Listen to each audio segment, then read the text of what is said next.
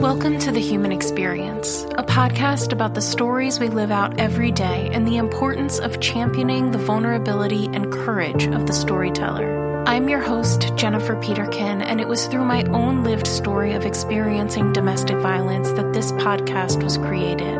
By traveling the globe and interviewing each guest in person, I am convinced now more than ever that stories have the power to change the world.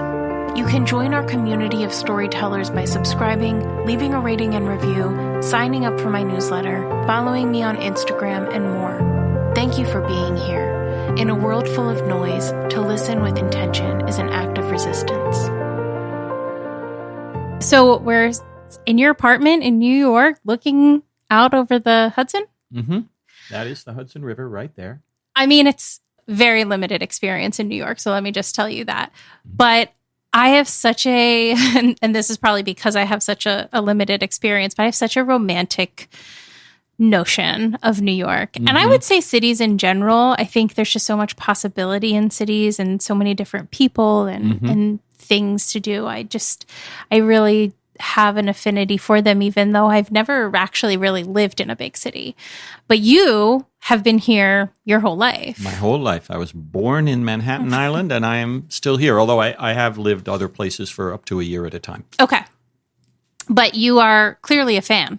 Very much so. And I'm very glad about the way you talked about New York, because I'm equally accustomed to people going, oh my God, how could you live in that disgusting, scary place? And I love it here. And I don't find it disgusting or scary, including during the years in the 70s and 80s when New York really was falling apart and was bankrupt, and parts of the Bronx, the landlords were burning their own houses, and all these horrible things were happening, and there were drug deals all over. Still, I lived in a nice neighborhood. I had a job here, and the city is full of vibrancy and life, and I'm lucky enough to live where you wouldn't imagine. I mean, you're looking out the window here, and there are trees out there. Yeah. And then a river. Yeah, that's true. So when I come home, I feel like I'm not in New York in that same way. Yeah. I'm in some quiet place. It's not the same as the country. In the country, you get smells that are beautiful, these windows, there's a heat wave outside. We have the air conditioning on. The windows are closed. I do have plants, but when I go to the country, the first thing I notice is how great it smells, which New York doesn't. Yeah. But I love theater and museums, and I love being able to walk everywhere and not needing to use a car. And I just love it here. Yeah. I think that's wonderful. I mean, I think I have some rose-colored glasses on because I don't have any real experience living in a place like this. But I think, again, cities in general, but especially New York, there is something just magical about it. They're the places where everybody gathers, right? Yes. And so the country, I love the country too. There's lots to be said for that. But with cities, I think it's really interesting. It's very much like the duality of, I feel like it represents the duality of life in a way, because even as you're saying, things were bad, but I was living in New York and I was okay. Yes. And so, New York's huge. Yes. New York City is huge. And so there's a lot going on. And so it's never going to be just one thing, right? Yes. I think that's really true. I love the idea of the romance of this. People who've seen I live not far from where You've Got Mail takes place. Okay. That's just like half a mile down the street from here. And so that and a bunch of early Woody Allen, which romanticized New York. Yeah. I think that city is real. Yeah. I think that city is very real. I wouldn't say that I love every city the way I love New York. I tend to love cities that are older, that have public transit, that have interesting buildings, even if you yourself don't live in one. There's a big advantage living in a modern new building, with great infrastructure. But to go around the city and be bathed by architecture that spans 100 or 200 years, and New York isn't even that old a city. Right. But I have traveled a lot, and I've been in a lot of cities, and I put New York up there as one of the top 5 for just this sense of vibrancy. Yeah. And there's so much art and creativity here, as well as, the financial stuff. I mean, it almost no matter what you're into, you can find a hub of it here. Yes. I just think there is something so beautiful about the idea. I think cities get a really bad rap, and people seem to be staunchly one or the other, country or city. And if you don't live in the city, you tend to be like, ugh, I don't want to be in the city. Right. And I would say if all you do is come here as a tourist and go to the really crowded areas, and maybe you come when the weather is pretty crummy, and New York has a lot of bad weather. You're not seeing the when You've Got Mail or When Harry Met Sally view of New York. You're seeing more of a cop show or something like that, and there are all these buildings and people, and it's hard to get around, and it feels terrible, and you can't wait to get out of here and be somewhere quiet and safe. I get that every night. I first of all, most days I don't go into the kind of neighborhoods I just described. And when I do, I come home and I'm in a nice, quiet residential neighborhood. Yep. Yeah. Yeah. But it's still very much New York. I mean, it's still very much a city, right? You are, I just think you're right. A lot of us come in to be a tourist for a day or two and only visit, specific spots. I mean, namely Times Square, right? Sure. It's Times Square or bust. And if that's all you see. And that's sensory overload. That's people trying to sell you stuff on the street. There's just a whole lot going on there that is not going on in the rest of New York. Not representative of. Yeah. Well, I think it's fabulous. This is my first time I've ever visited somebody that lives in New York. So I'm very happy to be here with you. Yeah. I'm happy to have you here. This is very, very fun.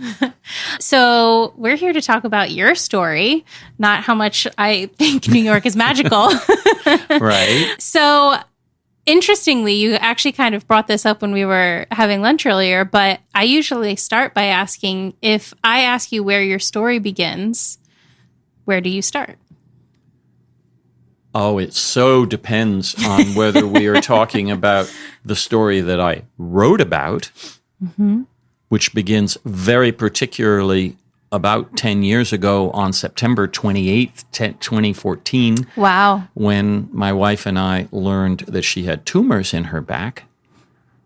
Or you can go back like 40 years earlier to when she and I met, or you can go back even earlier than that to when I had this really fun childhood doing all kinds of cool things here. And by the time the, quote, story that I wrote about in Carrying the Tiger begins, I was in my late 50s. My wife was in her late 60s, 10 years older than me.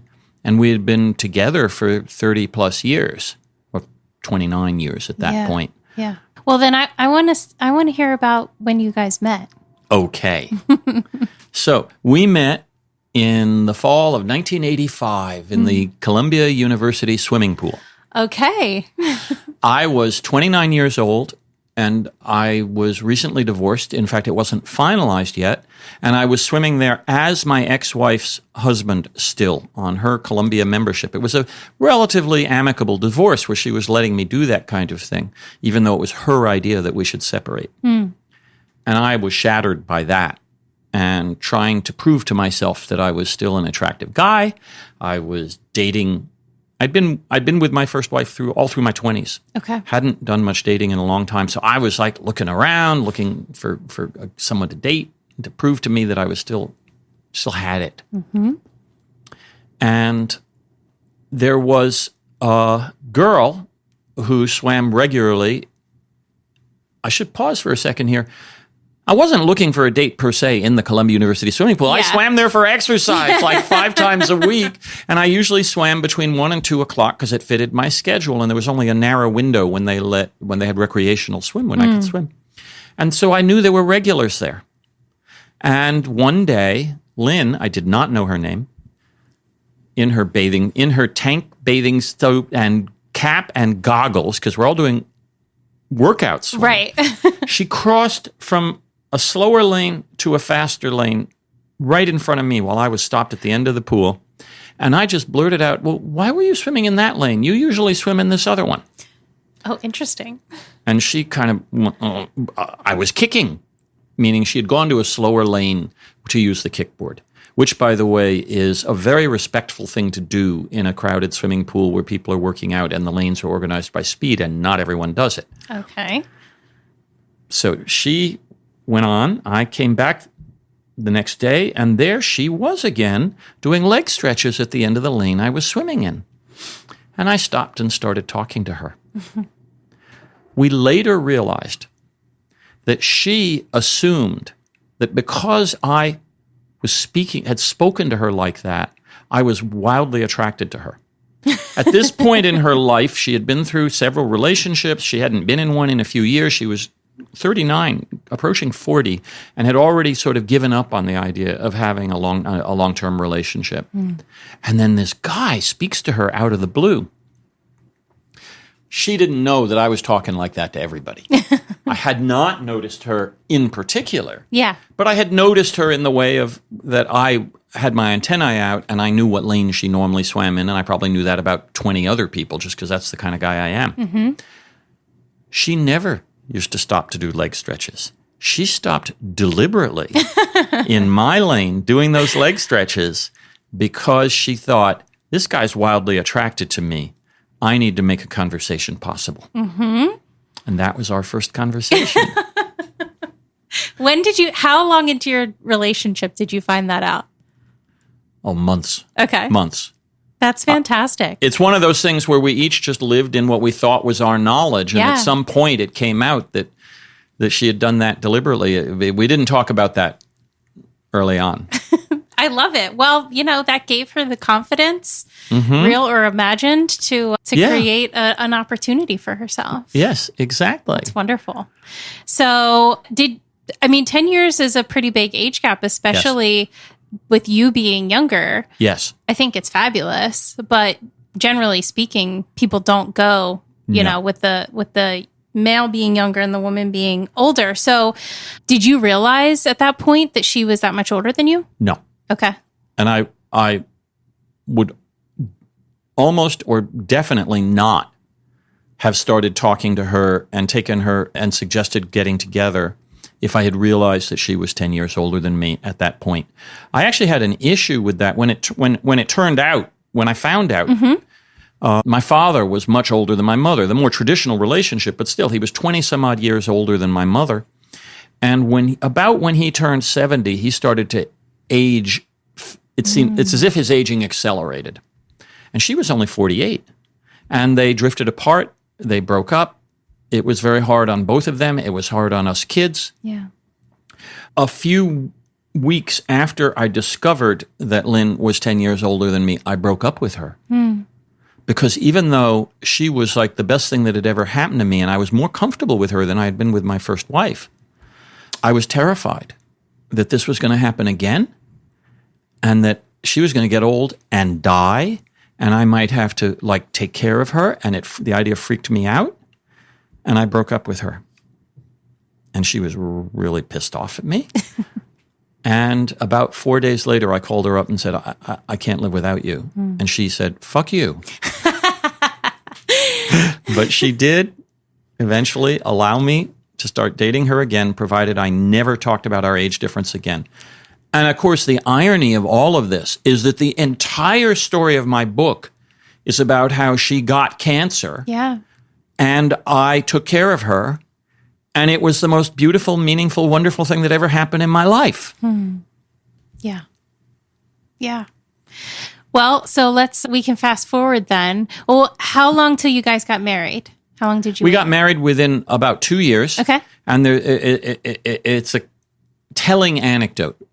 So Lynn and I were really not romantic, and we fitted each other very well in this way. Neither of us was interested in Valentine's Day, Cupid's hearts, red balloons, red roses, any of that kind of stuff. And here we were. We had been dating about 1.5 years when we decided to try and have a baby. We weren't married. We were hardly telling each other that I love you, but we were living together and deciding to have a baby. And one day, Lynn basically proposed to me by saying, your health insurance is much better than mine. and we need me to be on your health insurance before I get pregnant. Because back then in the 80s, pre-existing conditions would kill. You couldn't get onto a new plan. And pregnancy was a pre-existing condition. She would not be able to change plans once she got pregnant. So we got married. Now this will come, I think we did love each other very much. But I want to set the stage here because this then changed 30 years later. So we got married. We did not have that child, although we tried.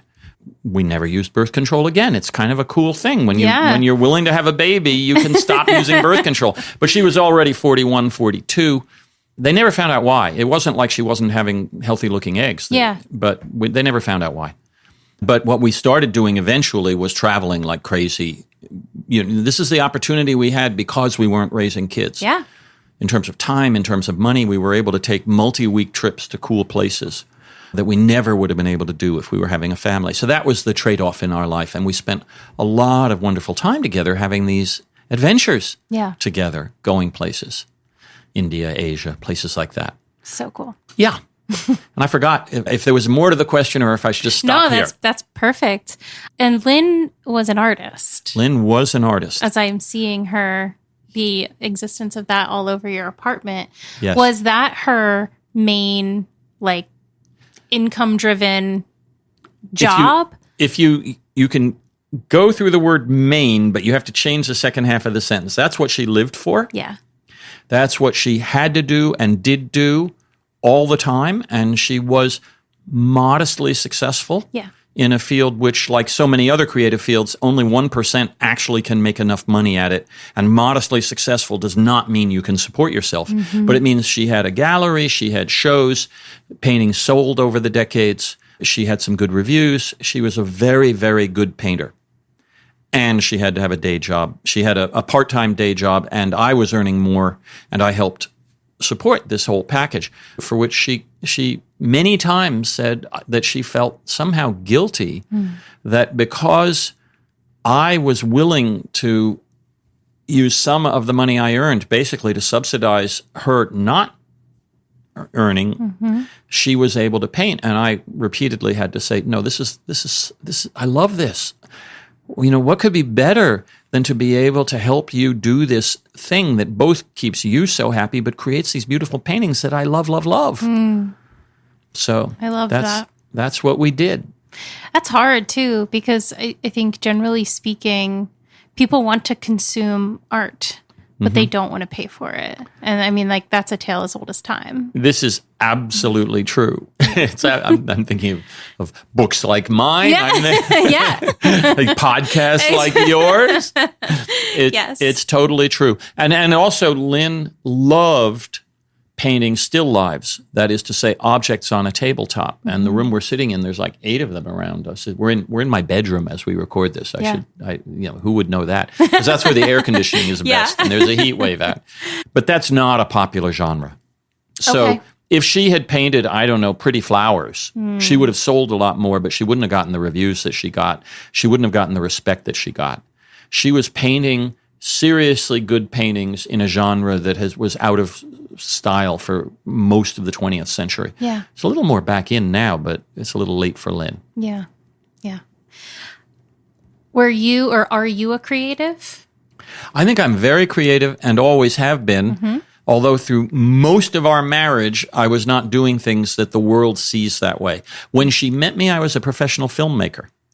Were you? I was. We should just have a separate interview about that, I feel like. Yeah. And I mean, basically all through high school and college and my 20s, I was just seriously involved at one time or another in theater and film and writing stories. Wow. And writing poetry too. These are the things that fed me. I went to college, and it took me an extra year to get through college because I kept dropping courses because I was spending all day, all night in the theater working on shows. I did direct some, I did act a little, but mainly I was a lighting designer on shows, and I just loved it. Cool. But I also made movies, and I made several movies at college. And then in my 20s, I fell into filmmaking full-time and made a series of films with other people. I mean, it's part of a small company. Made a series of films for colleges and universities to use for fundraising and recruiting. Oh, cool. And we were like really, really good at it. We won the awards for like Best College Film of the Year several years in that time. That's a small pond. Yeah. But we were and they're really good films. I found some, I got some of them digitized recently, and I love seeing them. Like, I was pretty good at that. But I didn't make any money at it. Okay. Like we were talking about in a different variant of what we were talking about. And eventually I fell in love with computers, which just became popular in the 80s with personal computers. I mean, we are talking about the late 70s into the 80s. That's when I was in my 20s. So by the end of the 80s, I had just found myself drawn to making software. And I did that. And I developed several programs, made a small company to sell a program I wrote to automate freelance for freelancers like me as a freelancer. It's the software I wished I had as a freelance filmmaker. Yes. No, it didn't exist. So I taught myself programming, wrote it, formed a small company, and sold the thing. Wow. And did okay at that and loved it. And that is very creative. I mean, that was like you create the screens, the flow. You have to understand what people want to accomplish, and you have to create software that gives it to them. Absolutely. So I spent the next 30 years doing things that flowed from that. Yeah, that's interesting. And it's an interesting dynamic, too. I mean, first of all, you're in right at the jump, right when computers and software and all of that is really getting its start. So that's fantastic, because so many people just fell behind when that started to pick up steam, right? Yes. But I think it's interesting because I believe creativity and art comes in all forms, right? Yeah. There's so many different ways to do it.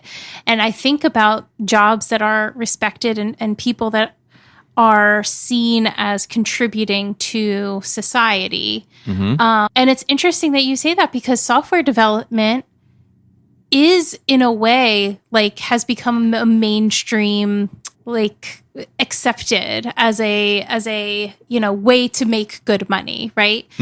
And so that's an interesting point of view, because I do believe that that's an art for sure. I mean, that's a difficult the aspects of it in which you get to design things. Yeah. There are whole levels and levels of it. It's sort of like the analogy of construction and building construction and architecture it holds true really well to software. So there are the people. There's the architect level who's working with the client and can start with pencil sketches, and that's so just obviously creative. Yeah. But then that gets translated into engineering drawings. And the engineer who gets to do the high-level design within that domain, I think, is being very creative, even though most of us wouldn't realize how that works. Yeah.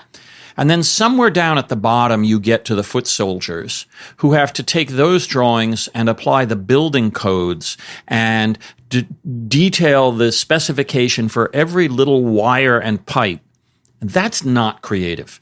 That is a good-paying job in which you are implementing the creative decisions that were made that flow down to you. And a lot of those people are doing it in order to learn the craft and move into more creative positions, but not all. Yeah. Some people are very happy to have a paycheck, do something that helps make it be a good building, and go home at night and not have to lose sleep over it. Yeah, work to live. And so the same is true in software. There are analogs to all of these levels, and there are people who are writing code all day long. And actually, with code, I know more about code than I do about being a low-level architect doing the engineering drawings. In code, all the way down to the lowest level, there is a kind of creativity, if you're good, which is solving the coding problem in a way that feels clean, creative. You know your code is good when it is short and simple. You start out trying to solve a problem and you have pages of code that's hard to read and goes all over the place. You haven't actually solved the problem yet, even though it might run. Yeah. And you know that when it becomes what I'll call elegant, there'll be 1/10 as many lines of code as there were when you started. And it's beautiful. Now, AI is changing all of this because AI is able to write that level of code. Oh, yeah. And a lot of programmers are losing their jobs because their companies are using AI to replace that level. Yeah. And that I find really depressing. But I agree. AI terrifies me. I don't think we're afraid enough of it. I think we're too comfortable with it already, and it's just begun. Yes. So, yeah. And again, in any creative endeavor, I've seen people say, like, I don't want AI to write for me. I want AI to, vacuum and pay my bills for me so that I can write. Like, you want something to replace the mundane, not the thing that gives you life. Yes. Yeah.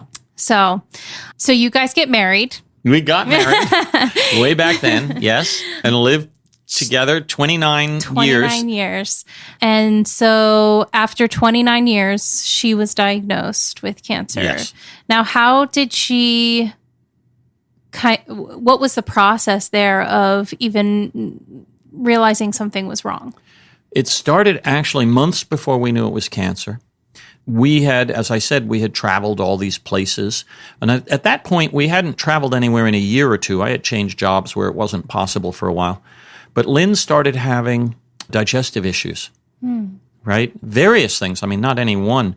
Just messing with her acid reflux, of course, constipation, diarrhea, either one. But just the acid reflux kind of thing was really bad.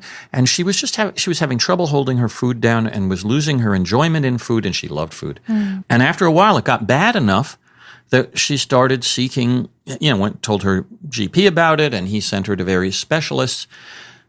We all assumed, when nothing turned up quickly in the scans, and nothing did. They were scoping her from the belly button down a lot. Every kind of invasive test and non-invasive test, she had them over those 6 months. And nothing turned up, and we were starting to think that it was like an amoeba or something that maybe she had picked up in India that had been lying dormant and was now really messing with her digestion, which happens. I've known other people for whom exactly that happened, and it's really tricky. Meanwhile, there was this tiny little knot of pain in her back that started as an annoyance and just was getting worse and worse while she was going to all these doctors, gastroenterologist kind of doctors, people like that. And eventually she started complaining, my back, I just can't. And all of her doctors said, that's what we call referred pain, which is a term I've learned. I've heard it used other times since then.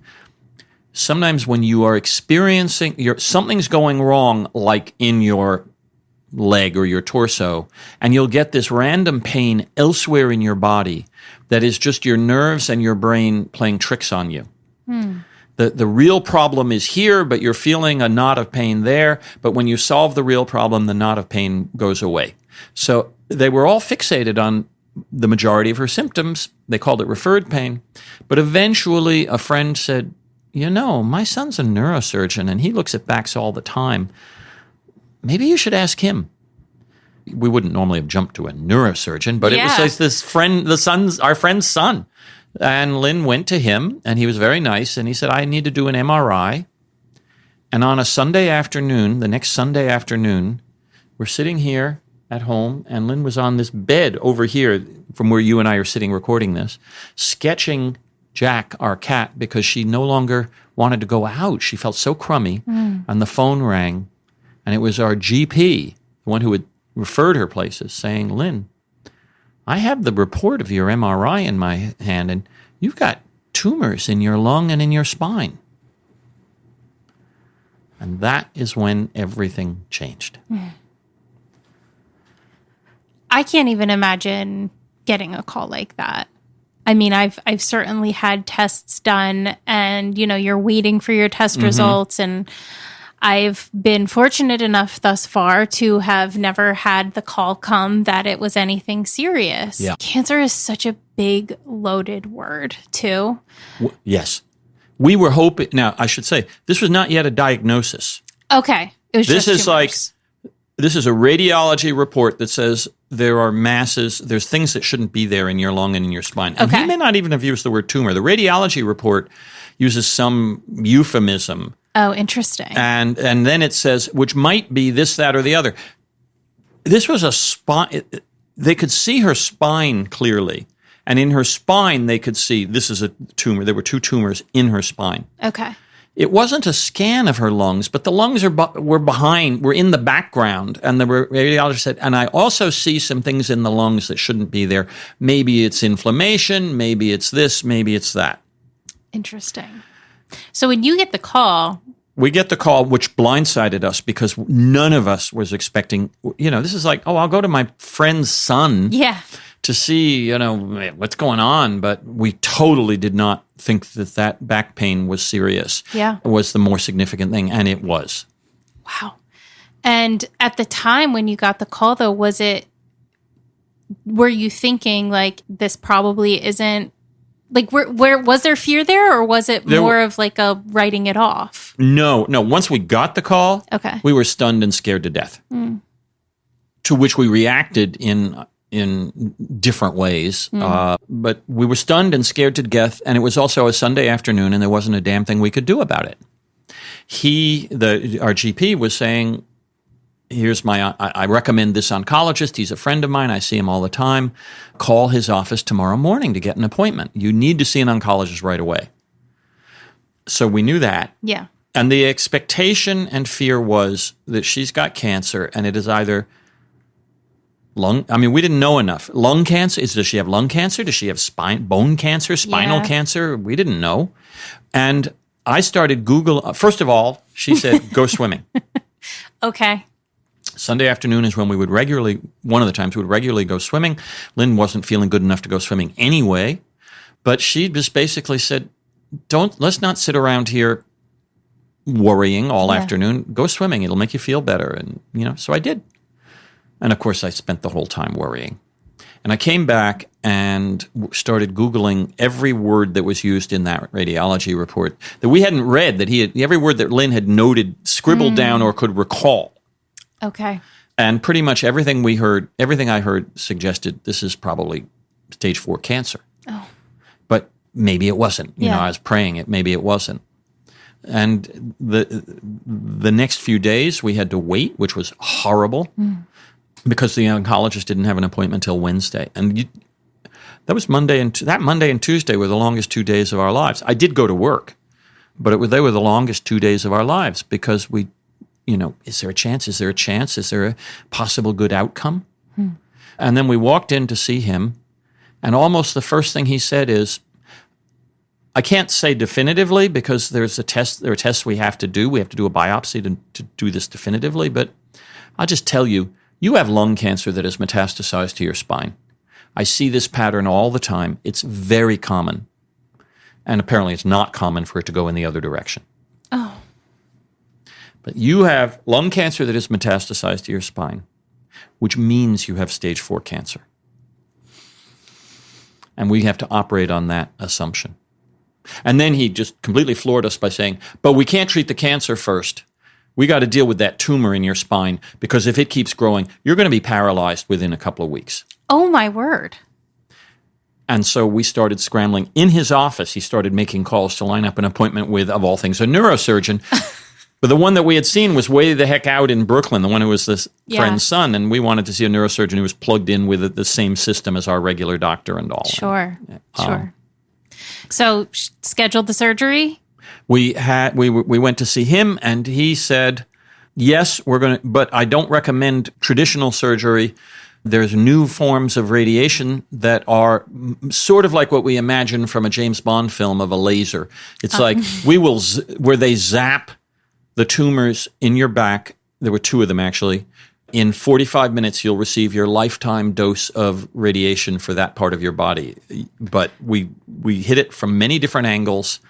And the advantage over surgery is if we cut you open, it's a major operation, and it'll be weeks or months before you're going to be strong enough to start chemo for your lung cancer. Because this is like the side effect of the lung cancer. The thing in her spine wasn't the main problem, although it was going to paralyze her. The main problem was those 2 little tumors sitting in her lungs that had spun this off and were presumably continuing to send cancer cells out into her bloodstream looking for more places to go. So he said, if we do radiation, you'll be able to start treatment for the lung cancer much more quickly. And that's why we were recommending it. And that's what we eventually did. There were still tons of, it's like we, as scared new cancer patients, are thinking every day counts. Oh my God, another day is ticking by. There were all these delays between then and when we could do the radiation, which amounted in looking back to 2 whole weeks, to only 2 weeks or 2 weeks. We had no idea that actually several months of delays lay ahead. Oh, wow. And it didn't make any, and that level of delay in this case made no difference at all. The cancer was not growing exponentially at that moment. Yeah. There was time, but as a scared to death cancer patient, every day we're imagining, oh my God, this, if we did wait one, it'll be too late. It'll break out more. The drugs won't be able to stop it. Sure. So that's those few months. First, we got the tumor, the spinal tumor zapped. Then we scrambled. We waited and waited and waited for the diagnosis, the biopsy. That took forever. And then our oncologist told us, oh, you're lucky. You're lucky because your tumors have a particular mutation that qualifies them for a new drug that's easier on your body than chemo. But meanwhile, another friend of mine had suggested that we get in touch with a friend of hers who's head of oncology at Yale New Haven Hospital, which is 2 hours from here. It's not convenient to here, but it's a really prestigious cancer hospital. Sure. So we said, let's get a second opinion. Mm-hmm. And we asked our own doctor about it, and he said, oh my God, that guy's famous. I've read all about him and the studies he's involved in. Maybe he'll get you onto one of the new immunotherapy drugs. If you can get onto the good stuff, that's what I would do.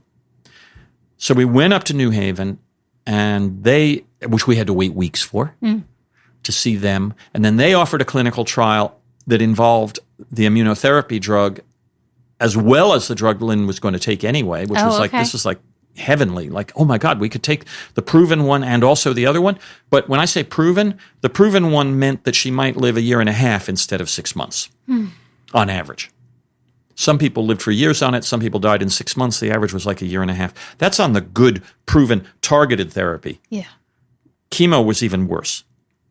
So we ended up discovering, and there's all these twists and turns. I write about all of this in the book, but it would tie us up in knots in this conversation. But this is like those first few months were like a spy thriller, like a thriller. I mean, I really felt that way. That it just every day there was another twist or turn, and all of these delays, and we're scared the whole time. The end of the day, we were at Sloan Kettering, another world-famous cancer hospital, which is a subway ride from our house, not 2 hours away. And Lynn got into that clinical trial. And the immunotherapy drug plus the other one together added 5 years to her life. Wow. She lived 6 years before the cancer started growing again. They were not necessarily easy years because the damage to her spine was significant. So even though these miracle drugs held the lung tumors down for the next 5 years, she had enough damage in her spine that she had multiple operations, one of which went wrong. She had sepsis. She almost died. She had delirium that lasted for months. This is the harder part of the story that I tell. Some people don't want to read it. It's like they say, too much medical stuff. But for me, that's one of the intrinsic parts of this. When you are living with a powerful disease like cancer and you haven't caught it until it's stage 3.5 or 4, somewhere in the 3 range, it's like really a problem. Mm-hmm. If you catch it in 1 or 2, we now have so many treatments. It's still scary as anything, and maybe the treatments won't work, but you have a chance of living 20, 30 years or longer. Right. If you caught it early and it's something for which there's a good treatment. But once you get to the stage Lynn was at, this thing is aggressively attacking your body. And if you're holding it down, you're holding it down with incredibly powerful drugs that themselves have incredible side effects. Oh. And so a good chunk of what I chose to write about was what it was like to live for those years with these things going on in her body and with the fear and the knowledge that the cancer was going to beat the drug. They told us from day one, we're not going to cure this. There will be no remission. Oh, interesting. The best we can do, and the goal, is to give you more years of good life. We're not interested in giving you years when you are in such pain or tied to machines in such a way that you can't enjoy your life.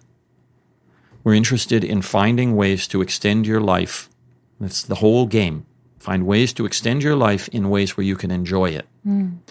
Our definition of enjoy changed a lot because there are tremendous constraints. Her body had been changed dramatically by all of this. She was not willing to travel more than an hour away from her doctors because things repeatedly went wrong on a dime. I mean, vertebrae in her back would suddenly break. Oh, my. And this pain would start to happen. Now, is that because of the radiation? It's because of the radiation and the tumors. Okay. And the tumors were damaged. The fact of having a tumor grow into your spine, and she had 2 of them, will weaken that area no matter what. The radiation also weakens the area. And so, although we killed those tumors, and she never again, until the very end, she did have cancer in her spine at the very end. But for years, her spine was fine in that regard, but then the vertebrae started to break, and each one was horribly painful and required a procedure of one kind or another. Ultimately, she had a major operation where they put a rod in her back to stabilize her back. And that operation went wrong through no fault. I mean, I just want to say, this was at a world-class hospital with the director of neurosurgery there, spinal neurosurgery, doing the operation, and I love him, and something went wrong. Yeah. And I don't blame them. It just, statistically, it happens. It happened to Lynn. So she had to have the entire operation repeated a month later after she almost died from the infection. And then she got major delirium, something called hospital delirium, that I also had never learned about, which can happen to people where it's like getting advanced dementia very quickly to your loved one. And she was terrified that she was losing her mind, and I was terrified that she was losing her mind, but I had to keep reassuring her that I was sure it would end because I had to give her reassurance. It was a very difficult journey. I feel like I've talked nonstop for about 20 minutes, so I need to pause and give you a chance. Good, it's your story. Your story. No, I mean, I just, I'm thinking about your day to day and how that must have felt to just, I mean, you kind of already spoke to the fact that, those 2 days you had to wait for your first oncology appointment. And, again, like you were saying, there's nothing wrong with this. It's just different perspectives, but an oncologist is doing this every day of their life. Right. It's not them going through it. There has to be at least part of desensitizing going on just because it's something you see day in and day out. And that's not to say anything that they don't have bedside manner or anything like that, but it's completely different being on the side of it's me or my family member, and I have no idea what tomorrow is going to bring. Right. So, you start going down this journey, and it's at first it's a rush, right? It's a sprint because you're trying to get to the finish line as quickly as possible. Right. And then you find out that there really isn't a finish line per se, at least not in the way that you were originally hoping. Yes. So how do you cope day in and day out, especially in the beginning, with this is our life looks completely different now. Like your life just changes overnight. I think Lynn and I coped in different ways, and I'll plant the seed here. I had a little breakdown at the end of the first year because I actually was not taking care of myself enough. But that first year, which was by far the hardest year, and the 5 or 6 years were not all this hard. And there were, even within the first year, there were times which were like everything's cool. And the first time that happened, we thought we might have a long run. And then something went wrong just 2 weeks later, and we started to discover how fragile those good feelings were. But we were very different personalities, and I'm like the guy who likes to Google things, and I'm used to running big projects. Making movie is a big project, and you plan the whole thing out and all of this. And so I was treating Lynn's cancer and the need to care for her as a big project. I immersed myself in the research, even though 90% of what I was learning might never apply to Lynn, but it made me feel good to learn everything I possibly could. And but we were both good at one step at a time. Because all you can really do, given all you can really do in life is one step at a time. And in our case, we had limited information. And at each stage, all we were trying to do was make the best possible choice for tomorrow or this week. To, what's the best thing we can do right now? Yeah. And let the future take care of itself. Lynn, that last part we both agreed on. But Lynn could not do the Googling and the research and things like that. Because the minute you do, you start reading stories of people dying. Oh, yeah. And she's the one who was going to die. But she was an artist. She loved to talk to her friends, communicate with her friends. We were very open with our friends. We started communicating right away. And this paid huge dividends for us in multiple ways. But she had me do the writing. We set up a Caring Bridge site, caringbridge.org, which is a website for people to communicate with friends and family. And you could set up a private one. So we set up a private Caring Bridge site, and we were writing posts. I wrote posts on there every time something happened. But Lynn didn't want to do the writing. She was willing to talk to her friends, but she didn't want to actually do the writing.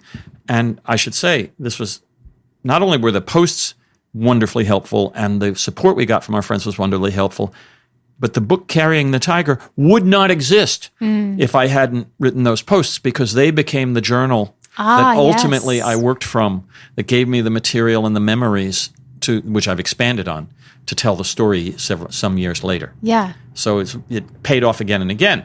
But what Lynn did was read fiction that she could immerse herself in. When she was strong enough, again, paint her paintings, which is huge for her, huge, be able to have her art. Suddenly she wanted to cuddle on the couch in the evening and watch shows on Netflix. She always called all of that mindless entertainment and preferred to read. But now that she was under such stress and she was reading all day anyway, suddenly we were finding shows.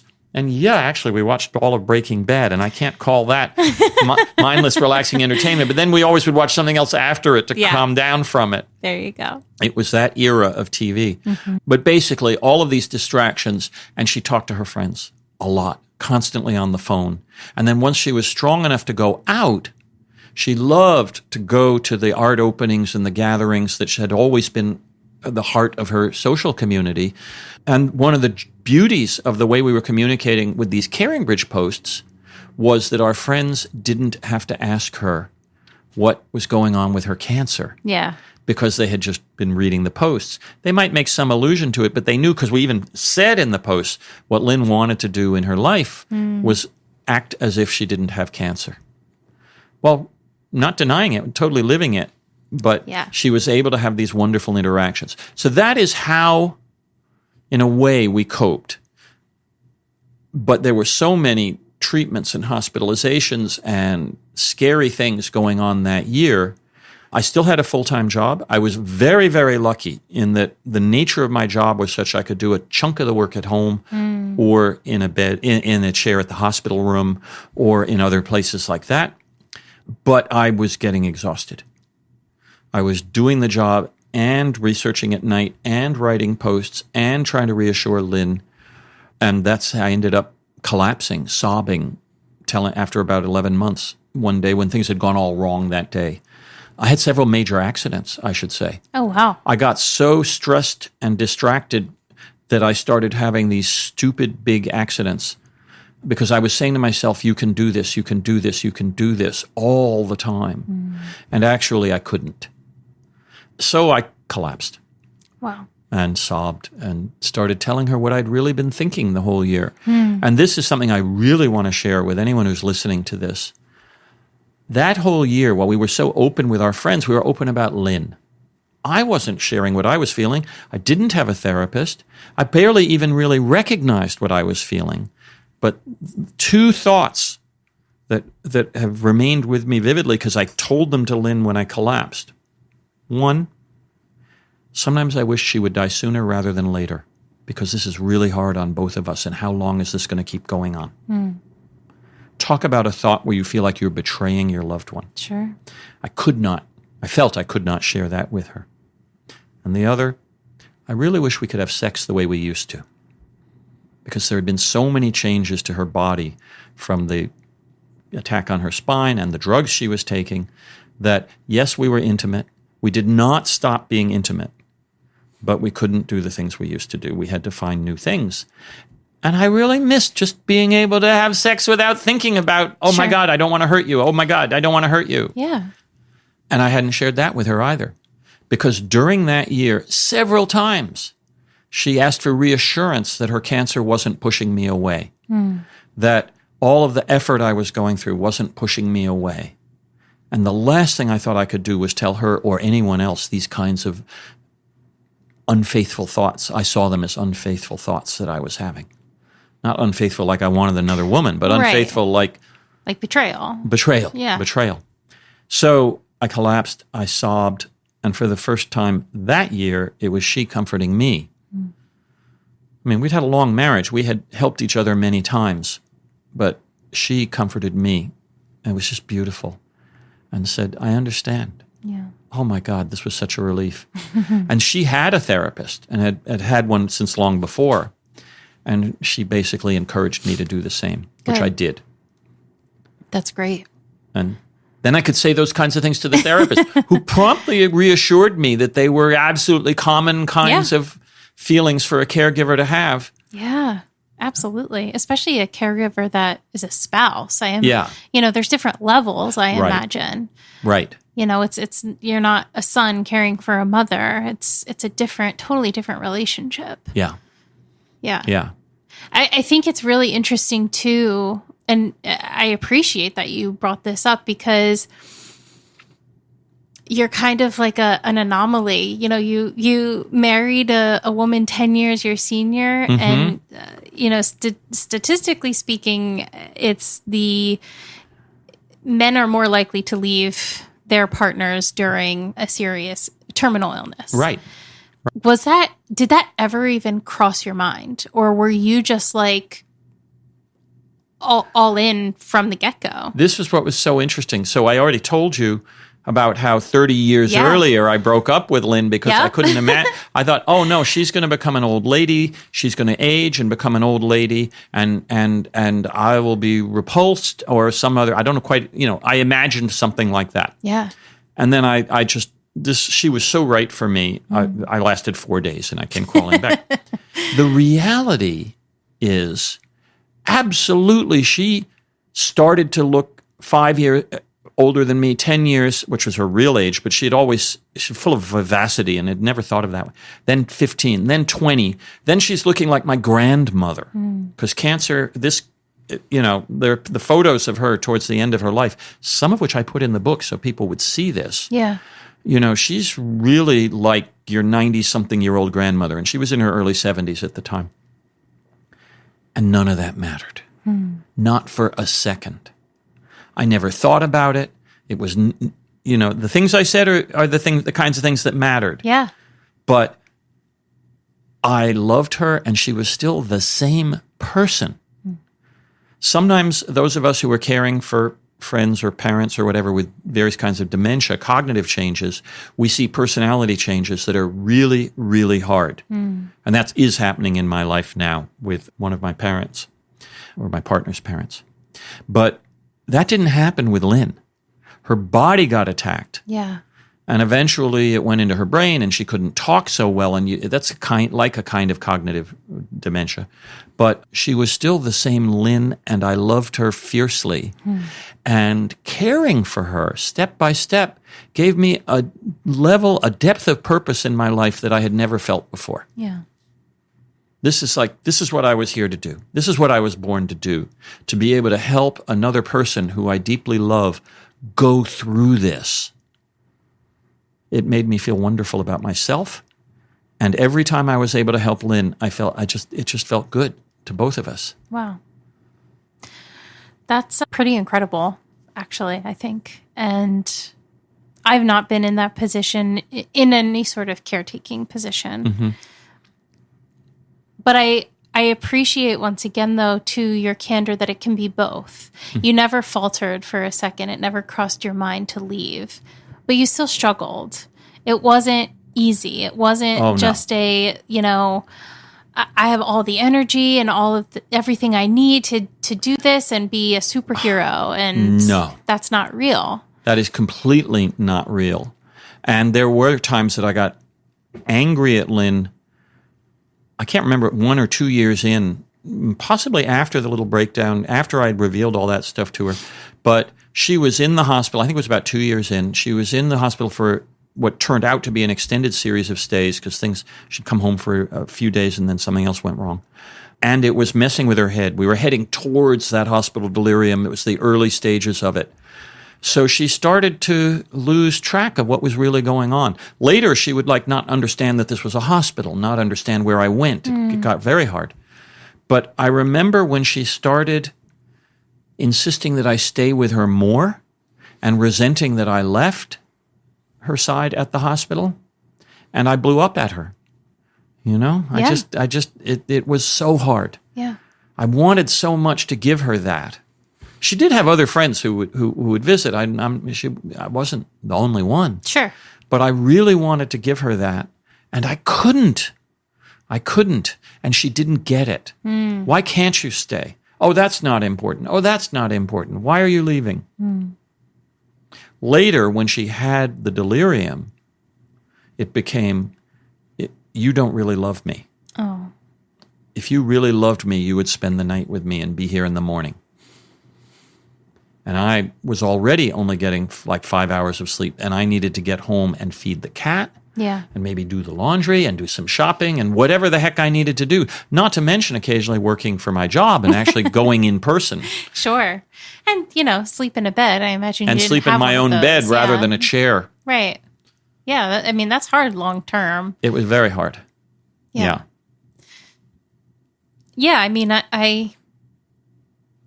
I try to imagine what, the fear, and her world got so small so quickly, and what that must feel like to just all of the sudden feel so helpless. And I have compassion for that. And, you're still a person who has needs and absolutely, needs to take care of themselves as well. But I do want to say one of the other really interesting things, you said her world got so small so quickly. And in a way, that's absolutely true. From the spinal tumors, that was impacted her life right away. But in a much more meaningful sense, her world narrowed much more slowly than that, because we did get past those early hospitalizations. We did have multiple years after that where life felt really good to us. And one of the things I discovered, I think this may be analogous to what I just said about how her aging didn't matter to me. The world getting smaller didn't matter to us. We would acknowledge, we can't go on trips anymore. I kind of wish we could go on trips anymore. But we still had each other. Yeah. She could still see her friends. She was still making art. I actually did a really big creative project at work, designing an entire software system and such for several years during the middle of this. Very, very creative stuff. Yeah. Yeah, we could only go so far as Western New Jersey. That's the furthest we were willing to go. And where we used to travel so much more. But you know something? She was alive. We had each other. We had so much love and life and art and joy during those years. I think it's really important that to say part of learning to live with something like this is finding your way to continue to experience the joy that's around you and the beauty that's around you. And you really do. My gosh, we appreciated the beauty of nature and all more than we ever had. Yeah. You appreciate being alive more than you ever did. Yeah. That makes so much sense. To your point, when you don't have the access necessarily physically to a lot of things, you have to take notice in a different way. Yeah. And when when you are aware of the time limit that hangs over all of us, that mostly we deliberately ignore. Sure. We go through. I'm kind of not thinking that. I'm not thinking the same way now that I did at the height of Lynn's cancer. Yeah. And yet, of course, it has changed me. And yes, I am much more aware of the beauty of nature. I stop and notice, and I just stop and go, let me take in the fact that I'm alive. Let me take in the fact that this is beautiful around me, that even being alive is a miracle. Yeah. I do that I don't think I ever did that once before Lynn's cancer. And I do that every now and then now. It just happens. Yeah. That's all. To be able to take something like that from this experience, I imagine, is rewarding in a way, because it is a kind of gift. And so you can tie it directly to that experience, and you can say that even though this was hard, the hardest thing I've done probably and been through, I have this from it, and it's a wonderful thing in my life. Absolutely. I do really think that the whole 10 years changed me in many ways for the better. It was the hardest thing I've done in my life, and we haven't even gotten to the hospice. Helping her die was the most beautiful and rewarding thing I ever did in my life, even though the end of it was her dying. Well, how long was she on hospice? Only 2 weeks. Okay. Things had been going wrong for about a year and getting worse and worse, and we kept trying things and thinking, okay, maybe this will work, maybe that'll work. We tried another clinical trial. It isn't easy. I'm pausing because my experience is my experience, and I should say, for us, and I think for many people, but certainly not everyone, going through aggressive cancer. Eventually, the cancer beat the drugs, and it was very much as if we had never had miracle drugs, as if we were starting over. Oh, wow. And unless we found a different miracle, Lynn was going to die in a year and a half, something like that. But the year in which the cancer slowly started to break out from the drugs, it's only in hindsight that I can say, oh yeah, that's the day Lynn started to die, quote unquote, which is an arbitrary choice, because you could pick any moment in your life and say that. Sure. But at the time, like one tumor started to grow, so they said, okay, well, we'll radiate that one tumor in her lung, I should say, not the spine. They couldn't radiate her spine anymore. But we'll give her radiation of this one tumor in your lung, we'll kill that one tumor, and maybe that's the only one that knows how to beat the drugs, and the others will just hang out. So we tried that, but then she had side effects from the radiation, and it was during COVID, and she had a kind of pneumonia and had to be hospitalized. It was a very hard year. But it wasn't until September, October. It really did start in January. I mean, that moment that things started to go wrong was, in fact, right around January 1st. But it wasn't till August, September that it was clear that there were now tumors, like lots of them, going into her bones, her hip bone, places like that. We tried another clinical trial of another miracle drug into October, November, December, and it kind of had what they called mixed results. So that's not a clear result. You keep trying, you keep hoping, well, maybe this is such a brand new drug. Maybe next month its cumulative action will cause things to get better. Yeah. And meanwhile, the pain is going up, the horrible experiences are going up. And I do write about those in the book. I wanted to share that, but I also try and do it in like 5 pages rather than 100. Yeah. It got really, really hard. So eventually there was a day when we came back from a terrible day, and the neurosurgeon's office called up to say, we have the radiology report from this morning, and the tumors have gone into your brain. We think you should come back tomorrow and start intensive radiation on your brain. We need to slow these things down. And I just want to say, I love these guys. But a surgeon is a surgeon. Their view of you is to fix you. This is my generalization. Lynn hears this, and she's thinking fuzzily, which I had assumed was because of the pain, and now they tell me there are tumors in her brain. Yeah. And she said, I can't go back to the hospital tomorrow. I can't. I need at least a few days at home. And the woman on the phone from the neurosurgeon's office sounded very disappointed, but said, okay, of course, I understand. I'll schedule you for Thursday. A few days later. And we hung up, and we're sitting there, and I, to my endless shame when I look back, tried to talk her into going into the hospital to have that radiation. Maybe it'll give us a little more time.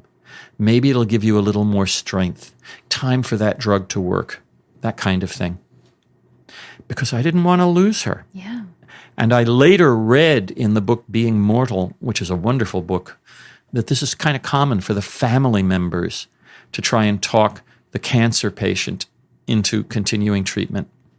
I don't know whether I would have succeeded, but then the phone rang again, and it was our oncologist, whom we'd been with at Sloan Kettering for 6 or 7 years, who said, I'm looking at this report, and the tumors are all over, and maybe it's time to say enough is enough. And I'm starting to cry right now as I say that. The most beautiful gift, because to get permission from your doctor to say, you should consider stopping now. Then he went on to say, if you go back into the hospital tomorrow, you'll probably never come out. We'll keep radiating, but the tumors have exploded. If you want to die at home, now is the time. And Lynn said, yes, let's stop. I haven't cried over this in a long time. You know, we'd been working for 6 or 7 years to keep her alive as a pair. Yeah. And that was the night we said, it's not working anymore. It's time to stop. And it turned out she died only 2 weeks later. We spent those 2 weeks here. And she died in the room we're sitting in recording this. And as I said, I was given a gift to be able to be with Lynn intensively for those 2 weeks, 23 hours a day, except when I took a walk, do a little shopping and get a little exercise, no swimming, no serious exercise. It was during COVID anyway. All those things were shut down, I should remember. And for the first part of that time, she was still talking. The tumors eventually did take away her ability to say more than a few words at a time. And at the very last day or two, she was just whispering things I couldn't understand. But we got to have these amazing conversations. What did we think was going to happen? What did we want to have happen? What was going to happen to me? She gave me permission to have another girlfriend, her phrase. And I was able to give her love and hold her hand and communicate with her and know that she loved me and I loved her and ease her pain. Yeah, we did get AIDS. It became way too much for me to do on my own. Yeah. But I was here with her right to the end. Yeah. And she was comfortable in her space. She was comfortable. She was in her space. And she said something right at the end that I found so meaningful. It was only like 2 days before she died, her last complete sentence, maybe it was 1 day, and the only complete sentence or two that she had said that day, it was the last time I tried to give her little drops of water. We were no longer giving, she was no longer drinking any significant amount. She was no longer eating. We were down to dissolving the pills in water. She wasn't taking bites of even applesauce. So we're really close to the end. Not that I knew exactly that, but I was still squirting little bits of water into her mouth from a pipette. And she closed her mouth and shook her head and said, "Leave me alone. I've got a lot to do." At that point, she was spending the whole day lying on her back, looking at the ceiling or with her eyes closed. But her perception of what was going on in the last days of her life was, I've got a lot to do. Yeah. Which is this amazing mystery. Lynn and I are not religious, don't believe in any organized religion, and therefore don't believe in formal heaven. But also, we were totally open to the question of, we don't know what death is. We don't know if your spirit, your soul, something continues on. We don't know what your experience is, and we're not assuming anything in particular. Yeah. So whatever the heck goes on in the last days of your life, if you're lucky enough to be able to fade out like that, is kind of beautiful. And I think she was somewhere she liked being. Yeah, that is beautiful. Mm-hmm. It's almost a different state of consciousness at that point. Yes. Yeah. I feel like people that maybe haven't been through something like this, watching a loved one over time pass, have this feeling that they don't want to, because they don't want to have a disrupted view of that person in their mind. And I was at my grandfather's side, one of my grandfather's side, when he physically passed. Yes. And I don't regret it. I'm so glad I was there. Yeah. And while I can still vividly remember that, it's not the memories that come up when I think of him. Exactly. So can you speak to that? Because I think people may, put up walls and barriers that they don't have to, because they assume that it's almost a trauma that they're never going to be able to escape. Wow. Before all of this, I had been with my father when he died and my older half-brother when he died. Both times, both in hospitals, but both times I and others were literally in a circle around them at the moment they died. And I already knew that those were two of the most beautiful experiences of my life. Yeah. I loved my father deeply. Didn't know my half-brother as well, but liked and loved him a lot. It completely did not change my memories of my father, my feelings of my father, and it was not a traumatic experience. Obviously, if you're there when your loved one has a traumatic death, there are many. We can imagine many scenarios in which a death can leave you traumatized. Sure. But being with someone when they die in hospice or when they die peacefully in a hospital is beautiful. It's like the analogy is to birth. It felt as special to me sharing that time, feeling their pulse stop, feeling the body change, and that they were gone now. The soul, the spirit leaves, regardless of what we believe. You now have a body rather than your loved one. Not only did it not traumatize me, it gave me this beautiful sense that I had been there to help. Yeah. And the knowledge that it was peaceful. Yeah. I agree. I mean, I can only speak from my own experience, to be sure, but the doctors and nurses, and he was at home, in hospice at home when it happened, but the doctors and nurses said, he's not aware of anything and whatever.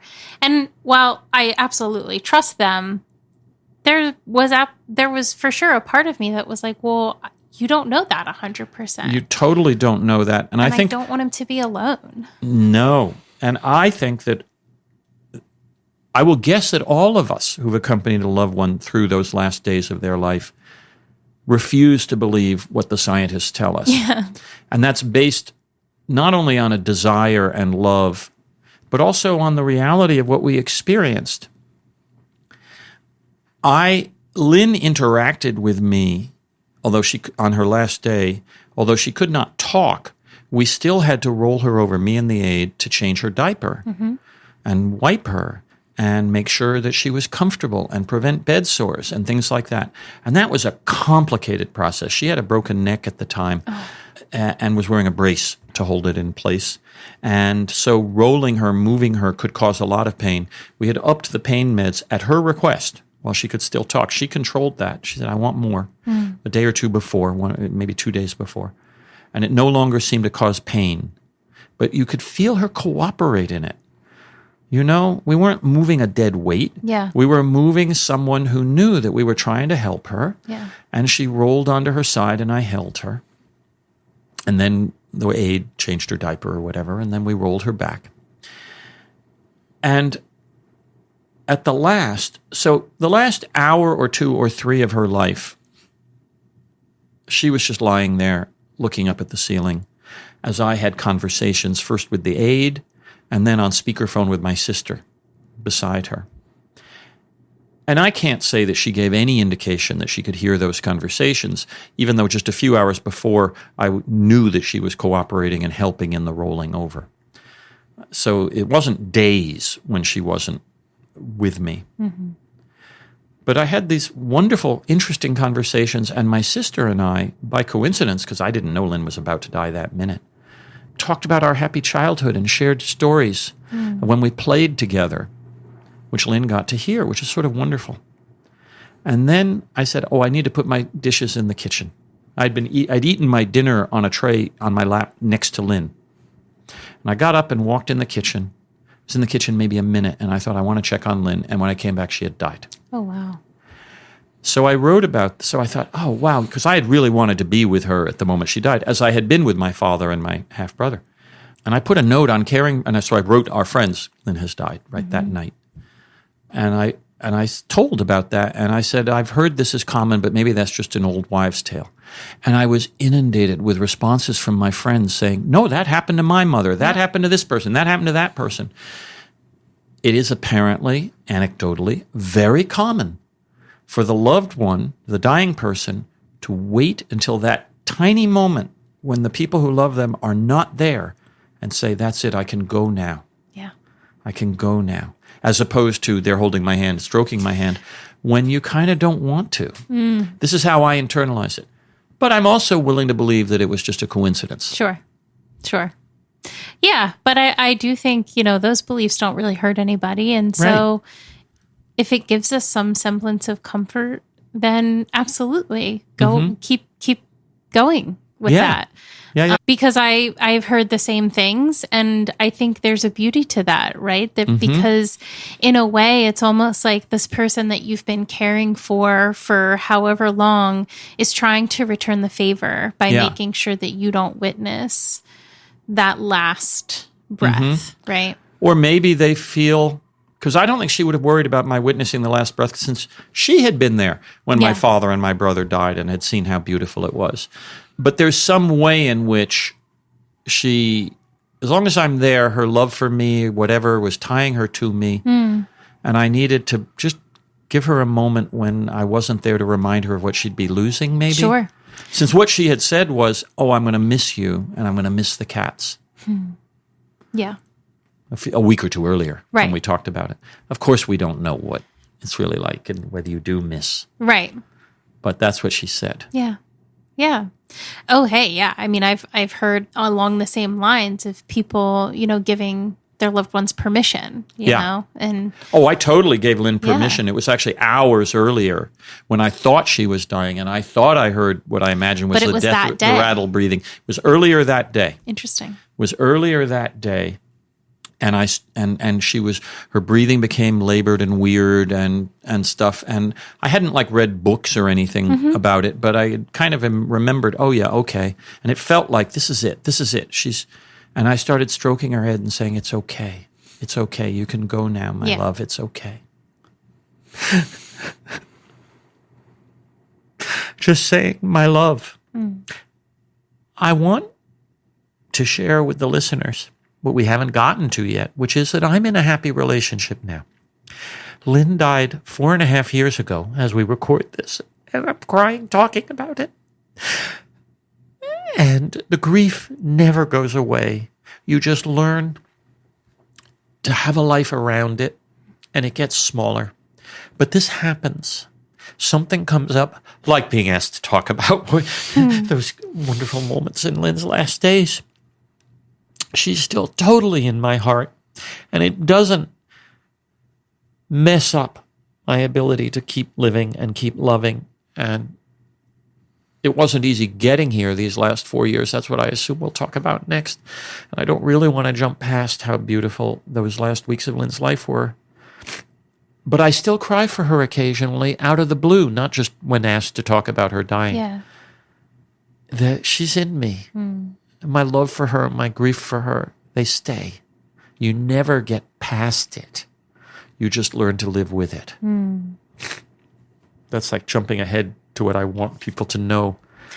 No, I think that's so important because I imagine there's a sense of guilt associated with almost like a survivor's guilt of they're gone and I'm not. Yes. And I can't stay in this place forever.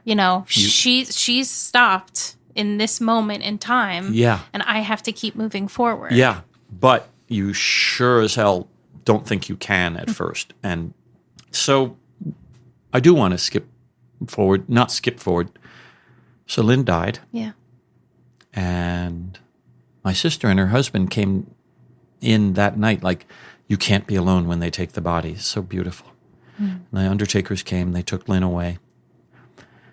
And I now know, because I've learned a lot more about grief recently and subsequently than I knew then, that it's common that after your beloved dies, you experience you go into a kind of shock where everything seems like you're going to be able to deal with this. Like, okay, I can deal with this. Okay. And I also consciously thought, wow, we did it. We did this beautiful death. Everything was great. I helped her. She knew I loved her. Maybe I'll be spared that shattering grief that I've heard about. And about a day later, on came the shattering grief. And that lasted for a shorter time than most people, but months and months. And many people, the shattering, discombobulating, non-linear, confusing, sneaky grief, where you go through periods where you literally can't get anything done. You can't think, wait a minute, I was just cleaning the house. I could swear I was vacuuming this morning, but now the vacuum cleaner is sitting over there, and I must have stopped at some point without finishing, and I never put it away, and I totally don't remember, and it just goes on and on like that. And then there are days or hours when it recedes. You have a good day, you have a good half day, you're able to deal with the lawyer and those kinds of things. And in the early days, I would start thinking, okay, this is it. Now it's lifting now. And then like the next day, you're plunged back in, can't stop sobbing. I wish I had died with you. This is unfair. This is horrible to be left here alone like this. All of that happened to me, just as some version of it happens to many, many people. Everyone's grief is different.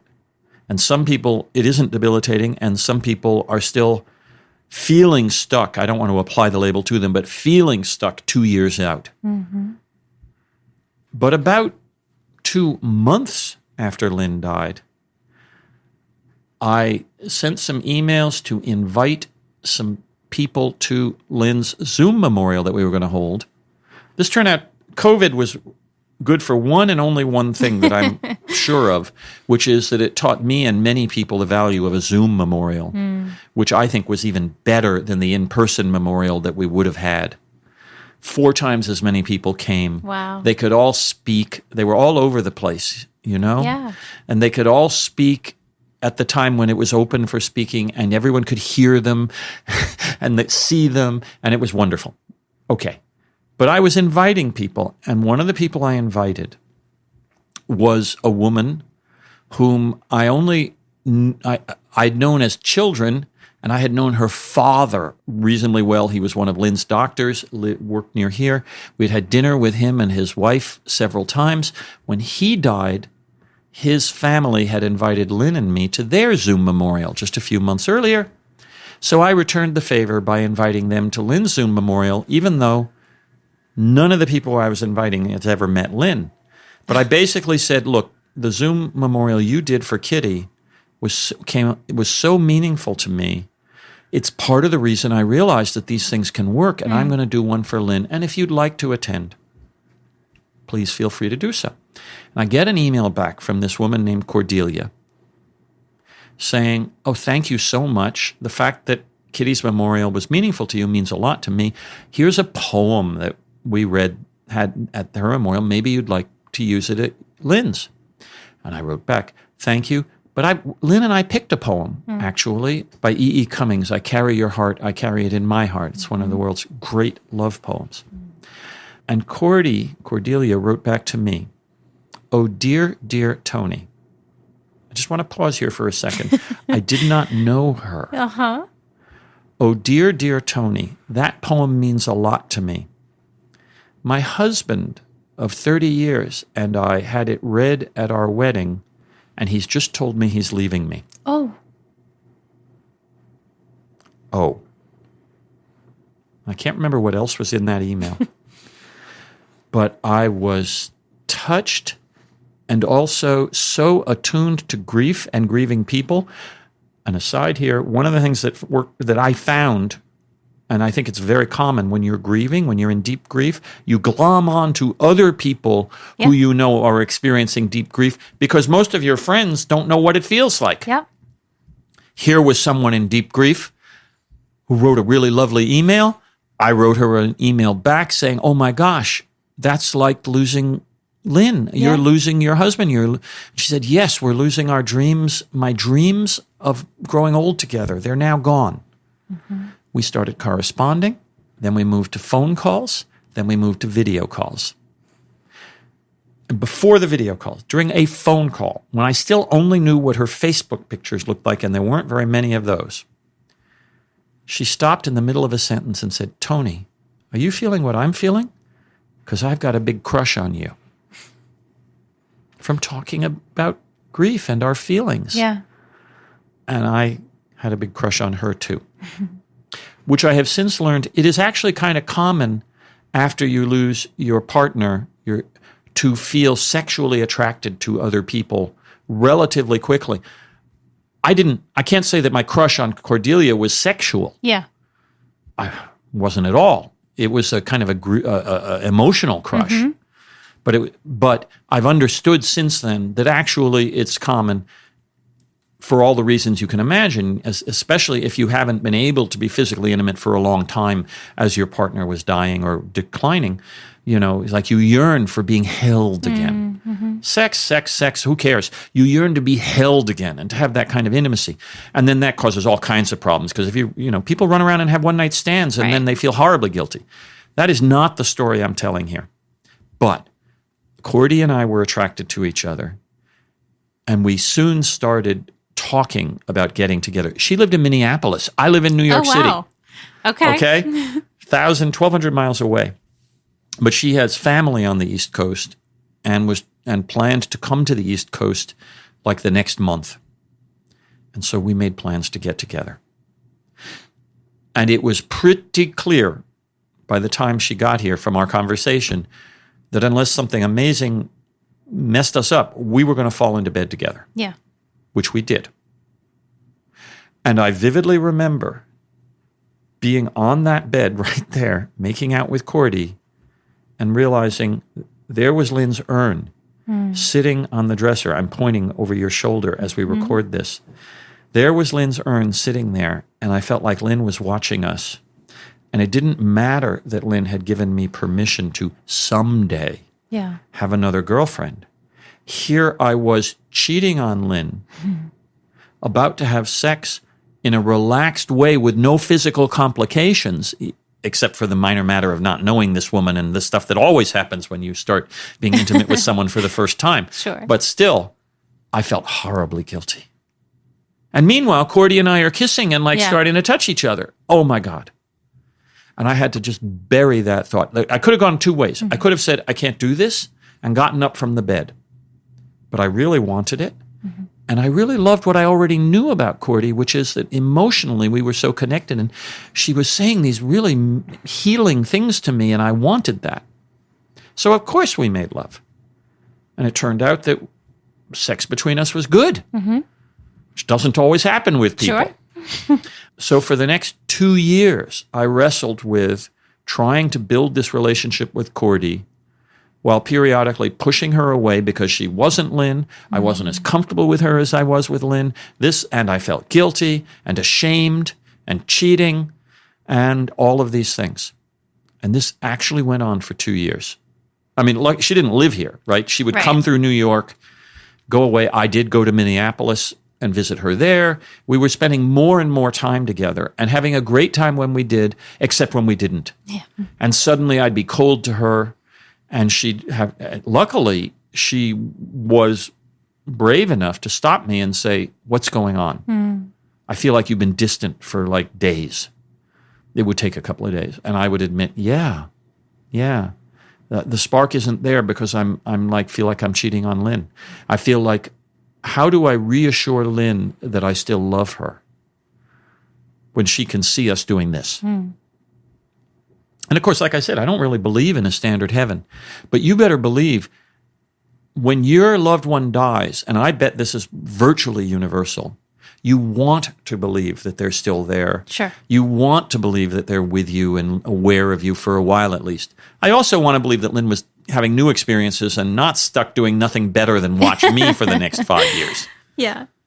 But it was very complicated. And that's what the last part of Carrying the Tiger tries to talk about, is that, and also just the general of what was it like to climb out of the shattering grief and to try to, and then eventually reach the point where I could look at photos of fun things, times that Lynn and I had together, and not just sob for half an hour over one photo after another, which was what it was like when I was getting ready for the memorial and choosing photos for the slideshow. Like, oh my God, what a cry fest. Every one of them is a memory. And eventually, I reached the point, as friends who had been down this road ahead of me assured me would eventually happen, and I held on to that assurance. I clung to it. I reached the point where looking at those photos did make me smile. That is what you hope for. Yeah. Except occasionally when I cry. But that's it's healing, I think. It's healing, and it's also showing me that what I most fervently want is still true. Yeah. I still love Lynn. She's still in my heart. And if she's listening and watching, she can know that I haven't betrayed her in that way. I'm doing exactly what she wanted. Yeah, absolutely. How, so Cordy was going through her own thing at the same time, while very different in what she was going through, so was grief, which is your original connector. Yes. So how did she walk through that with you? I'm sure it was hard for her at moments, just like it was hard for you. Mm-hmm. But you guys are still together, so clearly something's working for you. The single biggest thing that Cordy did for me, and I assume it was out of instinct, I've since then taken a whole course to become a certified grief educator. That's very recent in my life. And the thing they drum into you again and again and again is the most valuable thing you can do is A, just listen, and B, ask about the person they lost and give them an opportunity to talk about the person they lost. Mm. That's what Cordy did. From the very first conversation, she's like, "You're crying all the time for Lynn. Tell me about Lynn. Who was Lynn?" Mm. And she got me to talk about Lynn. So not only was she not implying that it was either her or Lynn, that I had to make some kind of choice, she was giving me the best possible grief therapy that there is, which is to just give me space to cry and talk about what it was like to be with Lynn and who she was as a person and what I had lost. Yeah. And Cordy did the same for me. Now, it's not an exact reversal. Yeah. Having your husband tell you that he no longer wants to be in a marriage with you is a completely different experience in that aspect. Sure. Than losing your husband, to illness, death, something like that. So but she did tell me about what her life had been like, and we talked a lot about that. Yeah. I can't really speak entirely for Cordy as to how she made it through those 4 years to now. And we're still very much together now. Yeah. We literally just came back from the wedding of her son. Oh, lovely. Just this last 3 days. And we danced and I cavorted with all of these relatives I now have. Cordy and I have not married, but we may never get married. That's not an important thing at this point in our lives, but we're very much a couple. Yeah. But back then, I kept coming back to, okay, we're having really fun sex, which I had really missed, and we're having really great emotional, low-end conversations, and where everything was going wrong was in the middle, was just the normal, small getting through the day, where she would, especially in that first year, constantly do things that annoyed me. Like anything that wasn't the way Lynn would have done it. Yeah. Basically, if I want to summarize it, looking back. Sure. But of course, that's not how it felt. Like, why are you doing this way? Why are you doing this that way? Yeah. And I kept trying to hold myself back from saying that kind of stuff. But I was really encouraged by some of my Indian friends. Remember, I traveled to India a lot. I have various friends, most of whom I met originally here, Indian Americans, but they introduced us to their families there. Ton of arranged marriages. Mm-hmm. And I learned that an arranged marriage, which seems to work every bit as frequently as a love marriage, statistically, they work every bit as well. It turned out that one of my best friends, whom I had known in this Indian friend, and I know her, and I know her husband, and I know the kids she's raised, and it's a very loving marriage. It was an arranged marriage. And the deal is, you find someone who you and your family, if it's a good arranged marriage, you get some say in it. It's not just your mother telling you. Yeah. That's the way it used to be. You find someone who you and your family feels is a pretty good fit, based in large part on their family and the way they live their life and the people around them, because it's going to take the two families to help you weather all of the storms that come in any marriage. And again, they told us that over time, this passionate, deep, I don't want to say passionate, deep love grew. I can't speak to what kind of love. Just like one would hope with a love marriage. And I repeatedly said to Cordy and tried to convince her, look, this is what we've got. We've got this out at this end, we've got that out at that end, and we've got a willingness to stay together and learn to work out the muddle in the middle. And the first time I told, and just like our Indian friends, and the first time I told her that, she didn't seem too convinced. But I really think that's what's happened. Yeah. We made a commitment, not a marriage vow, but at some point we just said, we each said to the other, I really want to try to make this work. Mm-hmm. To spend the time together and to talk about what was going wrong in the middle. And we each adapted our patterns. And I learned Lynn had this really easy, light, quick sense of humor. Cordy does not. She has many, many other strengths. And this was part of what had attracted me to Lynn. And Lynn got my quick, light, deadpan jokes. And Cordy thought I was being serious. Mm. So a sense of humor mismatch is actually often a deal breaker for a relationship. Sure. But here we had this other stuff going, and we have learned each other's sense of humor. It isn't the easy, relaxed thing I had with Lynn, but when she doesn't get what I'm intending as a joke, I just stop and say, oh, that was one of my jokes. And when she does her version of that on the other way and it doesn't work for me, we just stop and say, right, that's what's going on. And it becomes a kind of comfort and familiarity. Yeah. That is our relationship. Yeah. And now we're having a very good time. Do you think that you would have approached this the way that you have had you not walked through what you did with Lynn, in terms of you carried so much in that relationship, and you really got to see what testing a boundary of a relationship would look like in a way that a lot of people don't have to walk through. Mm-hmm. And so your commitment to, this is kind of just the middle stuff. Like, it's not a deal breaker. Do you think you would have felt the same way had you not been walked through your previous experiences? I couldn't possibly have fallen into a relationship with Cordy if it had not